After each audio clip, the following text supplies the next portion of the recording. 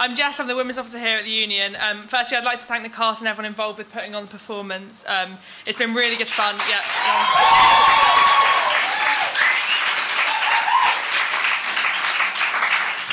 It's been really good fun rehearsing, planning and just chatting about vaginas with you all. And thank you all for coming. It's been a really fantastic opportunity to talk about vaginas.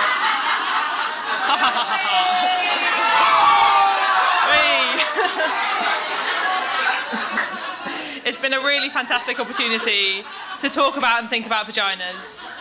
What they mean to different people, what they mean to you and me and the people around us, is something we don't actually get to do very often.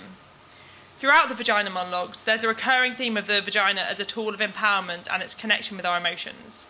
We all have very personal and different relationships with vaginas. They can be a source of pleasure, pain, intimacy, anxiety, embarrassment, love and comfort. For many, the Vagina Monologues aims to help stop the pain and suffering that can be inflicted on those with a vagina. Over £100 million has been raised for rape and domestic violence charities and women's services across the world through productions of this play, and tonight is no different.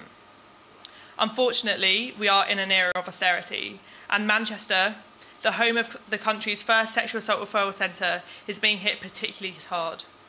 We are seeing the decimation of women's services, but you might not have heard about that.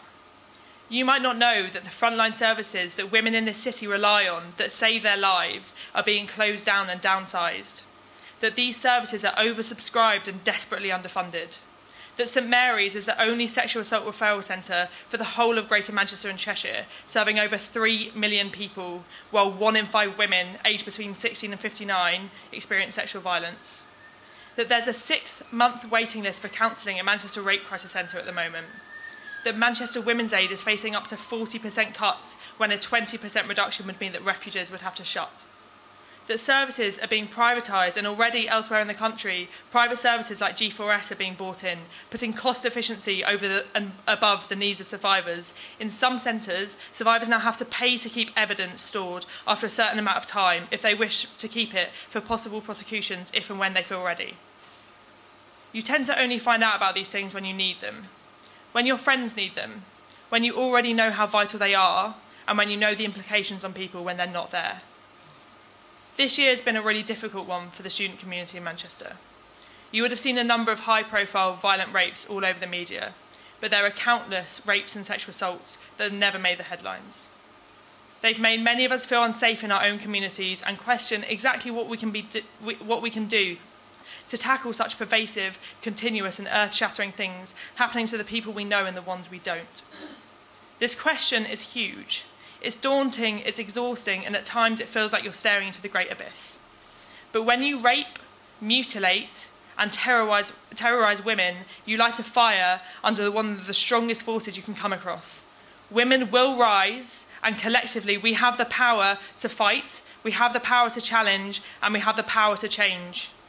There are so many ways we can do this, and we've started here tonight, talking about the untalked about, vaginas, our experiences with them, the politics of them.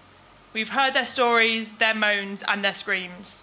But we've done more than talk. We've raised over £1,000 for Manchester Rape Crisis Centre and Manchester Women's Aid, which is so desperately needed, and you can still donate more on the doors as you leave. And it doesn't end tonight. On the 26th of February, we will be raising our collective voices and making ourselves too visible to ignore when we take to the streets in our hundreds for Reclaim the Night. Join us to add your voice to the protest in our march against violence against women, street harassment, rape culture and victim blaming, which is unfortunately so pervasive in our society. It is through collective power that we can create change, and it all starts with a conversation.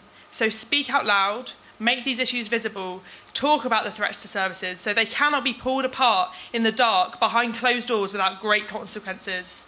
Thank you very much, and collection baskets on the door.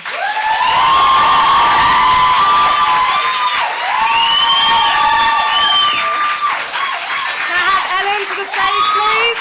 Ellen. None of this would have actually been possible without Jess's amazing hard work and motivation, and just always being there to make sure that we're comfortable with what we're doing and confident.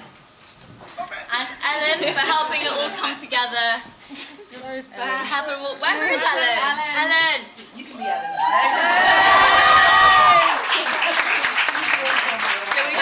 say thank you to them for letting us talk about our vaginas.